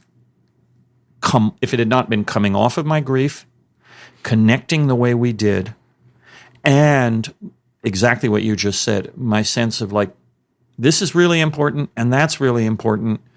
We can work the rest out. Yeah. The other thing I came off of was a 35-year relationship in which Lynn and I had worked our stuff out. My first 10 years with Lynn, I would say, like anyone's marriage, of course, I don't know everyone's marriage, but yeah, we had this wonderful quick attraction. Yes, I was quite convinced when I broke up with her and then came crawling back that I absolutely wanted to spend my life with her. She made me feel relaxed and happy in a way that no one ever had. But then we had all kinds of arguments and bad times and things, and spend about 10 years working that out. And then there's that magic moment when you realize you haven't had a serious fight, or we realized we hadn't had a serious fight in a long time. Couldn't quite remember when the last one was. It had turned into bickering. And bickering is my term for a game that a couple plays. When you pretend to be carrying on the kind of argument that used to be real, but now you're each just staking out. It's almost like an acting thing. Yeah. And we would have fun bickering with each other over something, and it was just a part of what bound us together. Yeah. And so the last 20 years was this great relationship. But I knew this was all in my past, in my learned history, my lived history, how important the deep connection was, and how you can, simply by making the commitment to spend the time together and talk it out and talk to each other about what's really going on between you, you can work out the middle stuff if you really want to be together. Yeah. Absolutely. So you've mentioned several times your book. Mm-hmm. When did you decide to write about this experience? I had been writing about it through those CaringBridge posts Sure. all the way along. Yeah. And I think this is really important because this is like the journey that leads to the book. Yeah. So I had been writing about it all the way along with no expectation that this would ever be shared with anyone other than the close friends who were reading CaringBridge. When I started writing, they were very factual. I got more and more emotional as I went along, meaning sharing what it was like to like the experience of living with cancer, the drudgery or the fear. But still, it was sort of more like this is going wrong or this is going right. But then you get to hospice, and I kept writing through hospice. In fact, I felt compelled to write almost every night. There may be a post literally every night of those 2 weeks, which was more often than I had written in the previous years. I'd sort of stopped writing for a few years when things were good, because it was a way of letting my feelings out. And all I was doing was talking about the mystery and miracle of what each day was like. And I got comments back. Thank you, thank you, thank you for sharing this. This means so much to me. Just lodge that there. Then she died. And I wrote a post saying, basically, I guess this is the last post. It's the Lynn Kotula CaringBridge Journal. I mean, that literally was its name. Lynn has died. It didn't matter that I had written most of it. And 2 days later, when the grief hit, I felt compelled to write another post. And I started sharing what the grief felt like. And this was like therapy. There's no other reason for me to have done this other than therapy. I'd even signed off. Yeah. And people continued to write back, thank you. Reading about your grief and what it feels like is really helping me. So that is when the seed was planted, that maybe what I was writing had something special that would work for people, that would be helpful to people other than my immediate friends. Okay. Lynn died. I got through my grief. I started thinking about what to do with all of this. That summer, so 6 months after Lynn died, I printed out all of CaringBridge as it existed then, thinking, I'm going to look at this. I'm going to start dealing with this. I couldn't do it. I couldn't do it. It was just too painful, and I couldn't figure out what I mean, it was too much. There were hundreds of pages. I knew I had to edit it down. All I thought I was going to do was edit it down, and I couldn't do it. And I put that box of stuff, which was then 600 pages of printout in a corner, including the comments. Okay. Probably about 400 pages of my writing, 300, 400 pages of my writing, and several hundred pages of comments. Wow. Stuck it in a box, which I sort of kicked around for the next 4 years. And then eventually reached a point after we had dealt with all of the... I had put on a show for Lynn, a retrospective gallery exhibition for Lynn. We had done a catalog of her work. I was the mover and shaker and financier for all of this, so that we sold a lot of paintings. I actually did get the money back. And most importantly, placed her paintings in the world, because what you don't want, and happens to so many artists, is you end up with a basement full of paintings that no one ever wants. Yeah. And then eventually we sold her painting studio, which actually was a tiny co-op apartment that she and a friend had bought when it was abandoned by the landlord, and the city sold it to them for $250, which is how we came to own 2 apartments in New York City. That was from when the city was like on fire and in terrible shape. So I had done all those things. And then literally the day after we closed on the sale of Lynn's apartment, I started working on the book. I just thought, I need to do this. And that was like 4 years almost after she had died. And I started by completing the editing job, which took a couple of months. And I thought I had finished. For about a day, I thought I had finished. Until I realized that simply editing all of these posts to a readable length, removing the redundancy, and putting little connectors between to explain a little bit of what they didn't say would only ever be meaningful to our friends, because why are you going to read this? You didn't know who we were as people. This was written to people who knew us. So I didn't bother explaining who we were or why you might care. And I certainly left a lot of things out. I then spent a year going from there to the Carrying the Tiger that exists now, which there are a lot of quoted posts in it, all of which have been edited down to a more brief and non-redundant length. But I would say 2/3 of it is fresh writing, and 1/3 of it is the posts. Yeah, and at least 1/3 of it is stuff that no one knew from reading the posts, like my breakdown. Yeah, just things that were really important to what was going on. Oh, plus I tell the story of how we met at the swimming pool and things like that. Yeah, because I want you to understand who we are, and why would you read about all the hard stuff if you don't know and care about us as people? So Sure. I tried to do that.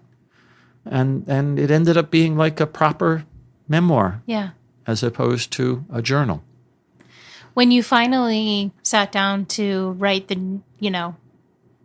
do your year of writing, did you find catharsis in it? Or, because you had struggled before and there was a time where you couldn't even look at it.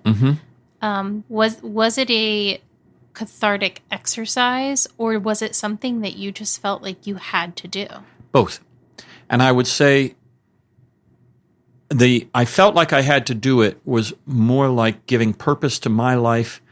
There's a whole book called Finding Meaning written by David Kessler of grief.com about the drive and need for the survivor to find meaning in the loss. And in this case, looking back, clearly that's what I've been doing with the show, the catalog, and now I had this material. I could turn the story of our years together and the story of Lynn's death into something that other people would gain from. So that drove me. Yeah. The first few months, the first time I moved through the material, I was crying again and again and again and again, because I was reliving all of these scenes, reading what I had written, and then iteratively remembering more and filling in the gaps. My memory is not actually better than anyone else's. I didn't remember most of the stuff when I first started. Yeah. But the process of working through it again and again, I would suddenly go, oh yeah, oh right, this happened and that happened. And then I would write those scenes. By a few months in, it had stopped being cathartic, and it was a craft project. I've always been a writer. I used to write film scripts. I've even written an unpublished novel before years and years ago. So for me, turning this into a book where you genuinely want to turn the pages was an important project. I didn't want to do all of this and have it be a book where you go, well, that's meaningful, but I got bored, or it was too painful, and I stopped turning the pages. So that is what drove me for like 6 months of the year. Yeah. And then I finished the book, and I was hardly crying anymore. And I recorded the audiobook, and that was unbelievably cathartic. Not unbelievably, you couldn't believe it, but it took me by surprise. Yeah. Because I sat in the room where I had written these notes, which is right across the hall from where we're sitting now, where I'd written Caring Bridge. And now I was no longer writing the book. It was locked. The words were locked. So you go, as a writer, you move from this mode until the words are finalized and your team says, you're not allowed to change another word, Tony. We're on deadline here. I was making changes until just a few weeks before that. Sure. Now I was not allowed to make any more changes, and I just read the thing. And I experienced it all over again. And I'm told that I did a really good job narrating it, and I think you can hear it because I was really living it. I'm sure. And having to take breaks and pauses. Yeah. that was cathartic again. Yeah. So It's a beautiful journey. Why the name, Carrying the Tiger? yeah, I love the name. It comes from an email that a friend wrote Lynn just a few weeks in. And the email reads, as I remember it, in our Tai Chi group, and Lynn and I didn't know anything about Tai Chi. In our Tai Chi group, we carry a tiger for someone who is facing a difficult challenge. The 3 motions of bending low, lifting up the tiger, and putting it on a hilltop far away make that challenge less scary, because a tiger on a hilltop is no longer so threatening. And Lynn wrote back to her friend and said, that's beautiful. Would you carry some tigers for me? And could you teach me how to carry tigers? And that is where Wow. I really feel that is the most beautiful metaphor, and that it applies to all the 3 sections of the book. Because the subtitle of the book, which I wanted to spell this out so that no one would read this book and be painfully surprised. I want you to know what you're in for when you read the book, and hopefully you'll experience the joy that flows through it. But still, the subtitle is Living with Cancer, Dying with Grace, Finding Joy While Grieving. And I see those as the 3 challenges. And each one required learning to do it, learning to carry the tiger. The 3rd one I had to do without Lynn, although she was helping me in my heart. Absolutely. Absolutely. Wow. I mean, it's just such a human story. And I think that whether people relate to one part or all parts of it, it's something that everybody can relate to this in some way. I mean, I'm listening to some of your talk of grief, and while my grief has been different than yours, for sure, I identify with parts of it. And I think it's why it's so important to tell these stories, and why I'm so happy that people like you that have these stories commit to writing them down and honoring your own experience, but honoring your loved ones as well. So, thank you. Yeah. This is very much what I had in mind, and I've been so happy this last few months having conversations like this, realizing, my book is touching people. Yeah, my book is helping people. It's out there. It's gotten these great reviews, but most importantly, I just got a note yesterday. Someone went to my website, found the contact me form, and wrote in it, I just finished your book. My husband died 16 months ago. Reading about what you went through and where you are now really helped me. That's it. Yeah. She sent me this note. She didn't have to do that. But she's exactly the kind of person I imagined that I was writing the book for. And my goodness, talking on podcasts or getting it reviewed or whatever has worked. She found the book. Yeah. She found the book. She read the book. This is what I hope happens. Yeah, absolutely. Absolutely. And, we were talking earlier about art and our wanting to consume but not necessarily reward. And I do firmly believe, and doing this podcast has reinforced this belief, is that whoever's meant to find this will find it. Whoever's meant to hear your story will hear it. Because I can't believe that so much heart and soul goes into these projects with no benefit. Right. I don't believe that. I think that putting it out there for people in an effort to help and to have them relate to you and relate to your experiences and to maybe just let somebody know that they're not alone. I have to believe that always means something, whether or not you see the benefit of it directly. Right. I have to believe that, because otherwise I would be really depressed, because it costs a bunch of money to create a book like this and to market it, get it out there like this. Yeah. And I was told from day one by the people I asked, you will probably not get that money back. Don't do this if you're doing it for the money. Yeah. I'm glad they were upfront about it. That's good. They were totally upfront.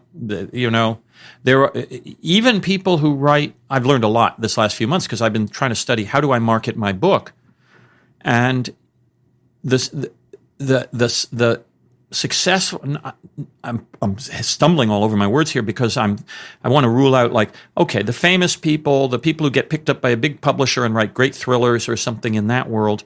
That's different. Mm-hmm. But the less known people who are making a living writing typically genre books, romances, thrillers, science fiction, various combinations of those are the books that a lot of people really want to read.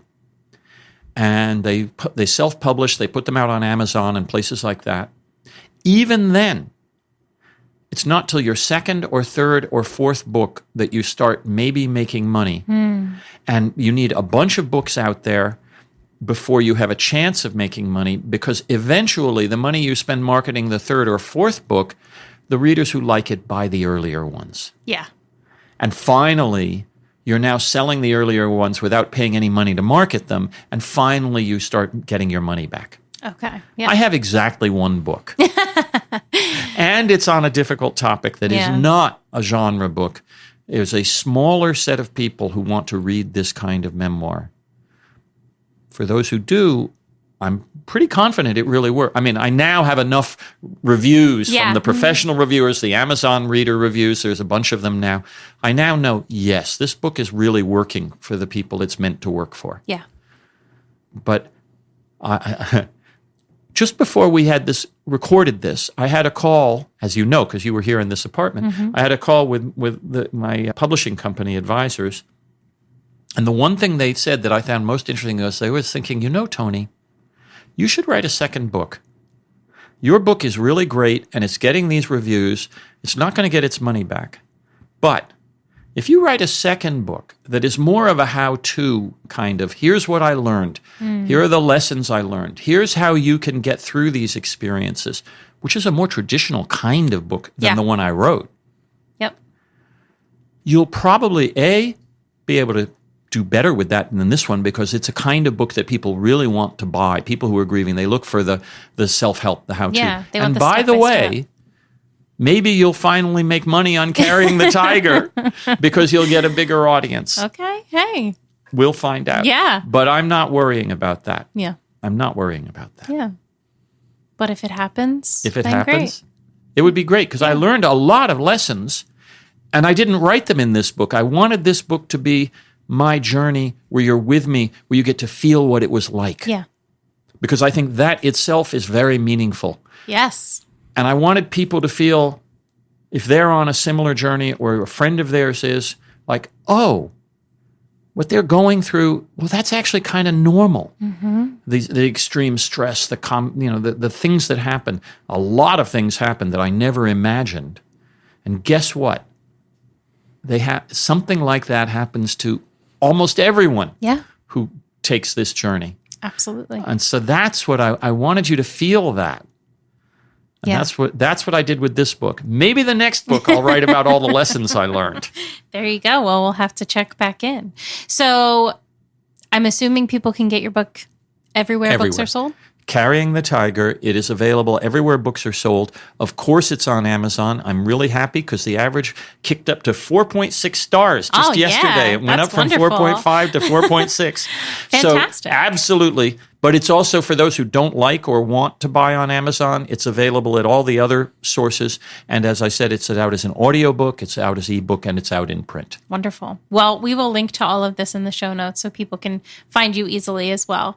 But I do have one question I ask everyone at the end of each episode, which is, through the lens of your experience, what does compassion mean to you? Compassion to me means listening and not judging.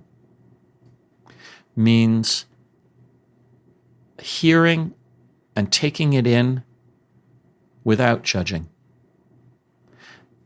That may naturally lead to actions, but I think it starts with just really listening. I agree. Thank you so much. I really appreciate your candor and your vulnerability.